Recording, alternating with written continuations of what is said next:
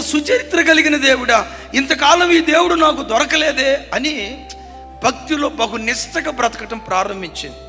భర్త గమనించాడట.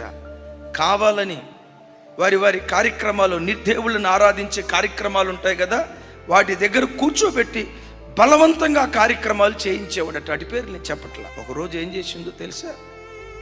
వేడివేడిగా ఉన్న నూనెలో చేయి పెడితే ఈ చెయ్యి అంతా కాలిపోయి కొన్ని వేళ్ళు సగం కొరికేసినట్టుగా అయిపోయి మొత్తం చెయ్యి అంతా. ఏమైంది చెయ్యి, ఏమైంది చెయ్యి? భర్త అడిగాడు. ఏమనండి, ఆ నూనె ఒలికిపోయి నా మీద పడిపోయిందండి, చేతి మీద పడిపోయిందండి అని చెప్తే మొత్తానికి ఈ చెయ్యి అంగవైకల్యం కలిగిన చెయ్యి అయిపోయిందట. విచిత్రం ఏంటో తెలుసా? వారు ఆరాధించే ఆ నిర్దేవుళ్ళ కార్యక్రమంలో కూర్చోవాలంటే అవయవ లోపం లేని వాళ్ళే కూర్చోవాలట.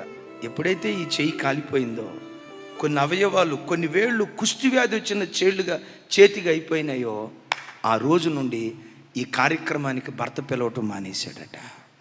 ఆ ఇద్దరు తల్లులు దేవుని సువార్త చేస్తే ఒకప్పుడు ఆ ప్రాంతంలో వైశ్య కుటుంబంలో రక్షణ పొందిన కుటుంబాలు ఒక్కటి కూడా లేకపోతే ఈ బిడ్డల పరిచర్య ద్వారా ఈరోజు 350 కుటుంబాలు క్రైస్తవ కుటుంబాలుగా మార్చబడ్డాయి.